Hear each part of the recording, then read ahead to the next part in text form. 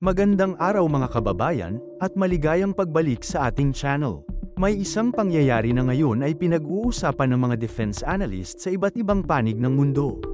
Isang maliit na unmanned sea drone mula sa Estados Unidos ang nakalapit sa isa sa pinaka-advanced na Chinese Navy destroyer habang nasa loob ito ng exclusive economic zone ng Pilipinas. Ang mas nakakagulat, lumilitaw na nakapag-record pa ito ng malinaw na video ng hindi umano natukoy ng barkong pandigma. Pero hindi lang yan ang ating pag-uusapan sa video na ito. Tatalakayin din natin ang bagong alok ng ASCAD-2 tracked armored vehicles para sa Philippine Army na maaaring magbukas ng panibagong yugto sa modernisasyon ng ating armor forces.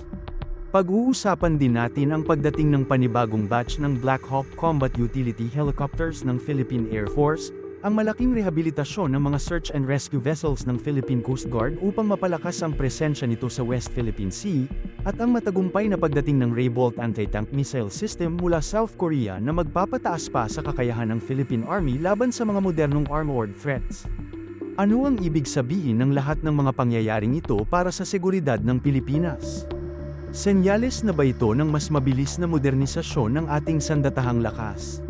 At paano nito maaapektuhan ang balanse ng kapangyarihan sa West Philippine Sea? Alamin natin ang lahat ng iyan sa video na ito, kaya siguraduhin panoorin ninyo hanggang dulo dahil may mahalagang detalye at pagsusuri tayong tatalakayin na hindi ninyo dapat palampasin. Isa na namang pangyayari ang nagbigay ng malaking atensyon sa mga military analysts sa buong mundo. Ayon sa lumabas na ulat, isang unmanned sea drone na gawa ng isang pribadong kumpanya sa Estados Unidos ang nakalapit sa isang People's Liberation Army Navy Type 052D guided missile destroyer habang ito ay nasa karagatan malapit sa Luzon. Mas lalo pang naging kapansin-pansin ang insidente dahil ang barkong ito ay isa sa pinakamodernong destroyer ng Chinese Navy at kilala bilang isa sa kanilang bersyon ng Aegis warship. Ayon sa mga ulat, nakakuha ang sea drone ng malinaw na video ng Chinese destroyer habang ito ay nasa loob ng exclusive economic zone ng Pilipinas. Pinaniniwalaang ito ang kauna-unahang pagkakataon na isang unmanned surface drone ang nakapag-record ng ganitong klaseng Chinese naval vessel sa naturang lugar. Kung totoong ang hindi nakita o hindi agad natukoy ng destroyer ang maliit na drone, ipinapakita nito kung gaano nakalaki ang pagbabago sa modernong maritime surveillance. Hindi na lamang malalaking barko o mamahaling aircraft ang ginagamit sa intelligence gathering. Sa kasalukuyan, kahit maliit, mura, at unmanned na sasakyan sa dagat ay maaari nang magsagawa ng reconnaissance mission nang may napakababang panganib sa mga tauhan. Para sa Pilipinas, mahalagang paalala ito na ang modernong teknolohiya ay maaaring maging malaking multiplier sa pagbabantay sa ating maritime domain. Samantala, may magandang balita rin para sa modernisasyon ng Philippine Army. Ayon sa impormasyon mula sa Max Defense Philippines, inalok ng General Dynamics European Land Systems o GDELS ang Philippine Army ng iba't ibang bersyon ng ASCAD-2 tracked armored vehicles. Kung matatandaan, ang kasalukuyang Sabra light tanks ng Philippine Army ay gumagamit din ng ASCAD-2 platform, ngunit ang pangunahing kontratista noon ay ang Israeli defense company na Elbit Systems. Sa bagong alok na ito, ang GDELS mismo ang magiging pangunahing contractor habang maaari pa ring gamitin ang iba't ibang turret at weapon systems mula sa iba't ibang bansa. Kasama rito ang mga opsyon mula sa Elbit Systems ng Israel, John Cockerill ng Belgium, Otto Melara ng Italy, at maging mula sa General Dynamics ng Estados Unidos. Hindi lamang light tanks ang inaalok. Kasama rin ang infantry fighting vehicle, armored personnel carrier, armored recovery vehicle, engineering vehicle, command vehicle, at mortar carrier. Kung mapipili ang ASCAD-2 para sa susunod na acquisition, magiging mas madali para sa Philippine Army ang logistics, maintenance, training, at pagkuha ng spare parts dahil pamilyar na ang kanilang mga tauhan sa platform. Isa rin itong paraan upang mapanatili ang commonality ng kanilang armored fleet habang maaari namang baguhin ang turret o weapon systems depende sa magiging pulisya ng gobyerno at sa availability ng iba't ibang supplier.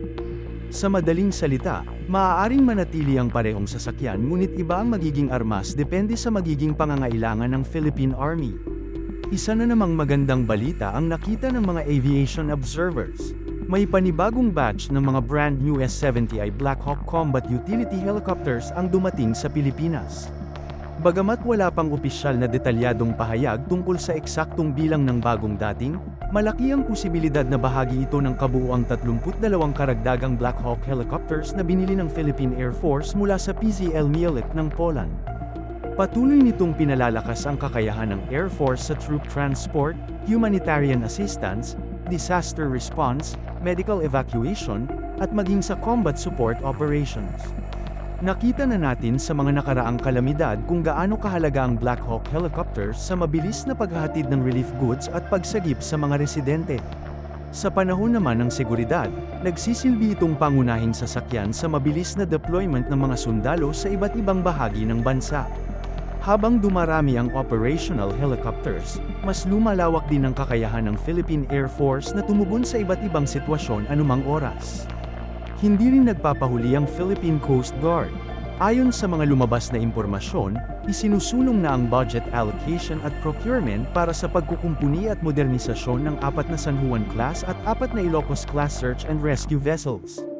Nagsimula ito matapos ang technical evaluation na isinagawa noong 2024. Kasama na sa annual procurement plan ng 2026 ang ilang barko kabilang ang BRP Pampanga, BRP Romblon, BRP Batangas, BRP Davao del Norte, BRP Ilocos Norte, at kalaunan ay isinama rin ang BRP EDSA 2. Ang layunin ng rehabilitasyon ay hindi lamang upang mapahaba ang buhay ng mga barko.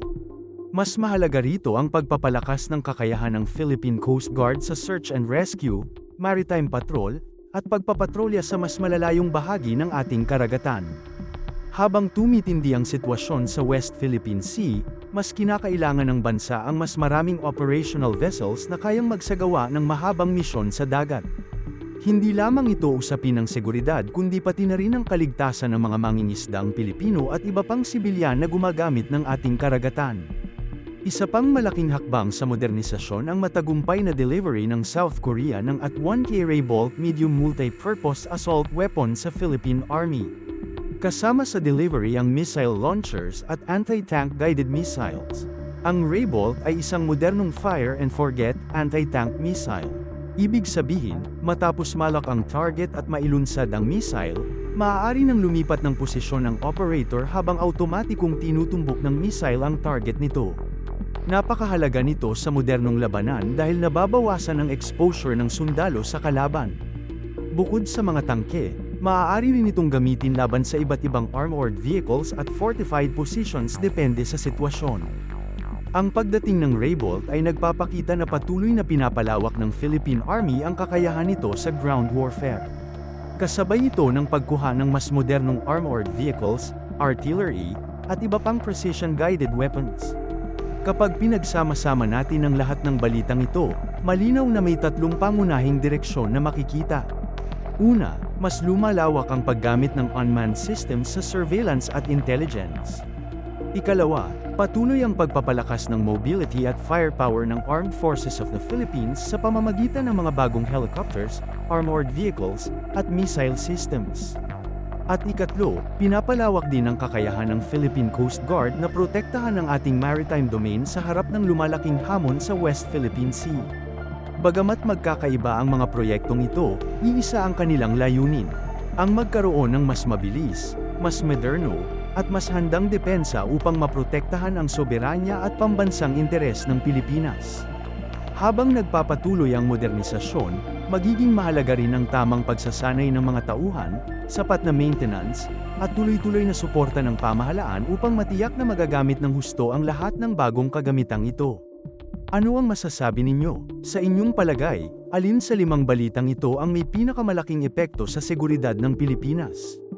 Ang hindi napansing paglapit ng USC drone sa Chinese destroyer. Ang posibleng pagkuha ng mas maraming ASCAD-2 armored vehicles. Ang pagdating ng panibagong Black Hawk helicopters.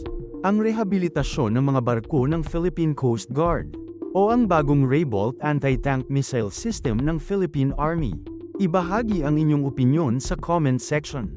Kung nagustuhan ninyo ang video, huwag kalimutang i-like, i-share, at mag-subscribe para sa mas marami pang update tungkol sa Armed Forces of the Philippines, West Philippine Sea, at sa pinakabagong balita sa defense modernization. Maraming salamat sa panunood at magkita-kita tayo sa susunod nating video.